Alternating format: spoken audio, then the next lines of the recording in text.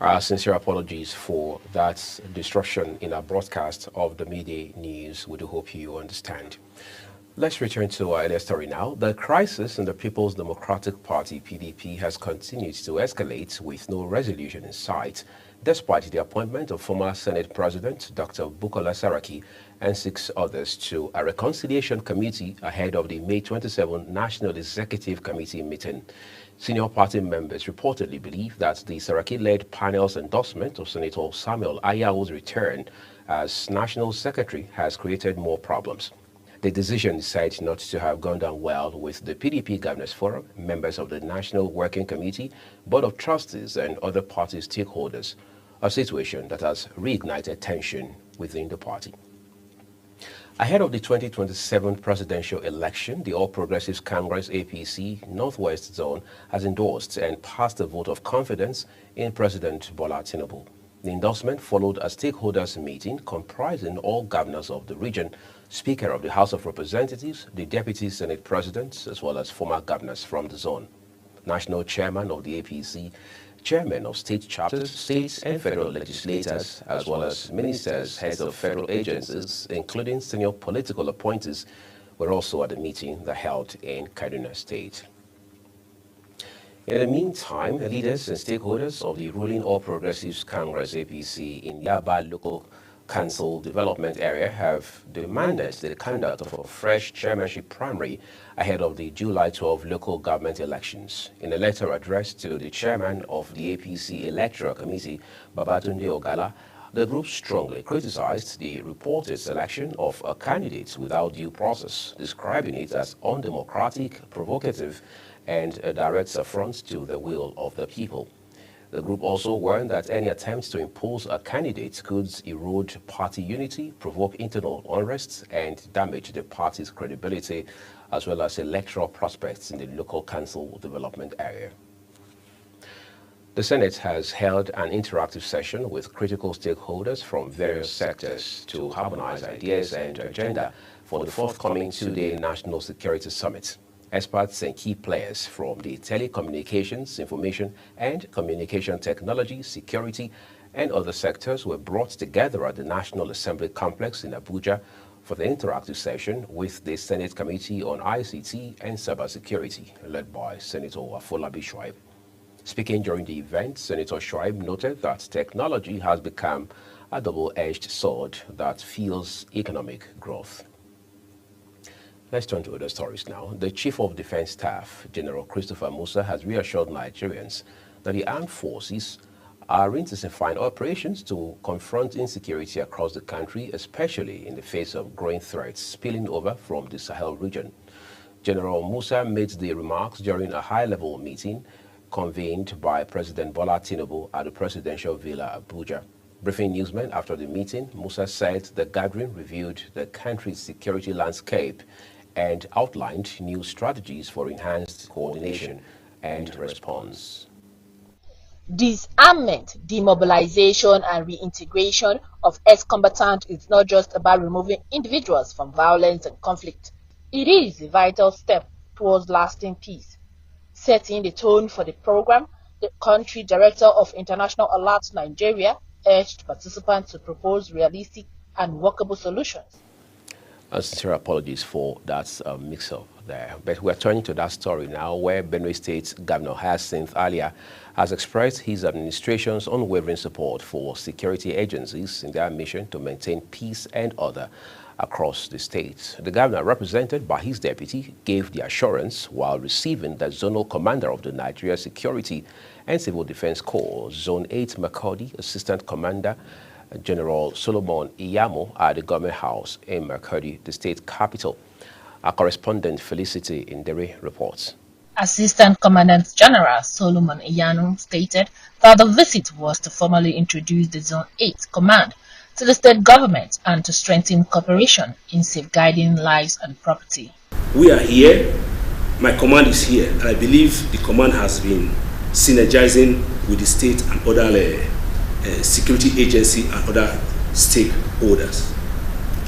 And we are here also, sir, to also seek such collaboration with the states where we can come in in every area we can come in, rendering our services, even though the state command has been doing very, very well. Receiving the delegation on behalf of the governor, Deputy Governor Sam Odi commended the Civil Defense Corps for its role in protecting critical infrastructure and regulating mining operations across the state. I convey to you the assurances of the governor, the government, and the people of Benue State that we shall cooperate with you and all the members of your corps towards the greater objective to keep our territory very safe, away from organized crime and all the asymmetric warfare that we are witnessing lately, not only in Benue State but in other states of the Federation. He urged the Corps to remain steadfast in carrying out its mandate of ensuring the safety and security of residents across the state. In Makudi, Felicity Ndere, reporting for Global TV News.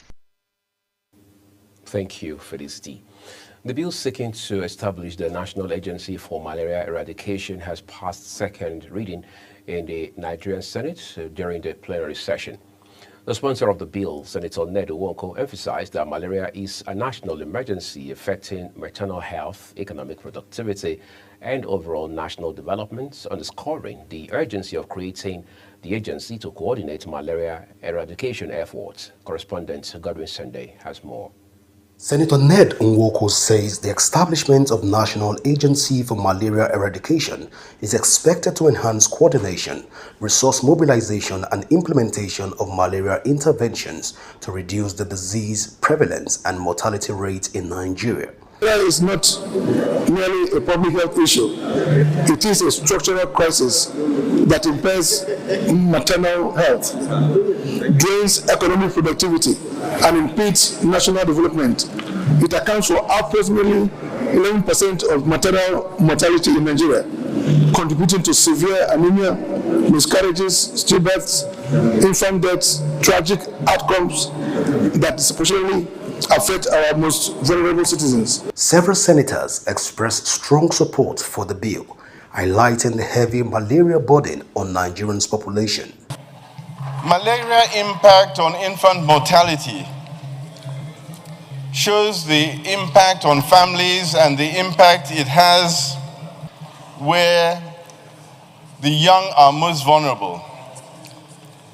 This bill will focus our attention on eradicating malaria, or at least in the first instance, reducing the impact in terms of death and in terms of sickness amongst the Nigerian people.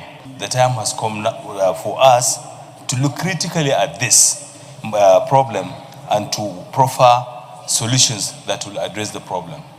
Why I say so is because the lives of Nigerians and the devastating effect of malaria is beyond comprehension. The Deputy President of the Senate, Senator Barau Jubril, backed the bill, calling for a comprehensive and strategic approach to tackle malaria nationwide. To establish National Agency for Malaria Eradication and for related matters, 2025 second reading taken.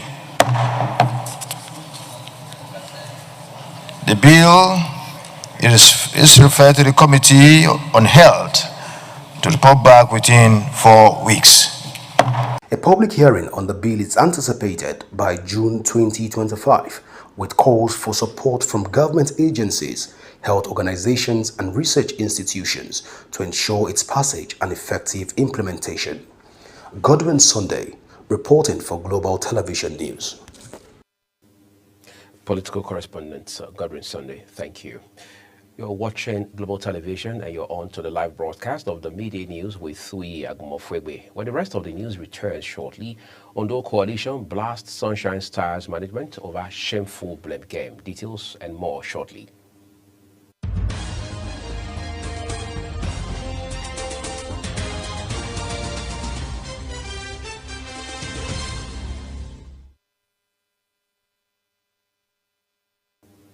Let's turn to sports now, where Nigeria's Flying Eagles will be without key duo Ebenezer Harcourt and Odinaka Okoro in today's clash with Egypt. The third-place encounter will hold at the 30 June Air Defense Stadium in Cairo. Harcourt has been ruled out of game due to injury, while Okoro is suspended. And coming closer to home, Ondo State Stakeholders Coalition for Sports Advancement has berated the management of Sunshine Stars FC for prioritizing political vendetta over accountability after the club's relegation from the Nigerian Premier Football League, NPFL. In a scathing response to the management of the club for scapegoating the former Ondo State Football Agency chairman, Akimbo Bola, the coalition emphasized that Sunshine Stars management misfired by failing to address the systemic issues plaguing the club raised by Akimbo Bola. And that's all we have for you on the Midday News. A quick reminder that Global Television is on DSTV channel 365 and Star Times 276. Kindly follow us across all social media platforms using the handle at Global TV NG, as well as others on your screen. We'd like to remind you, you can download the Global TV Nigeria mobile app for Android and iOS devices to keep track of our 247 broadcasts. I'm Uyag Mofwegwe on behalf of my team. Thank you for watching. We will see you again.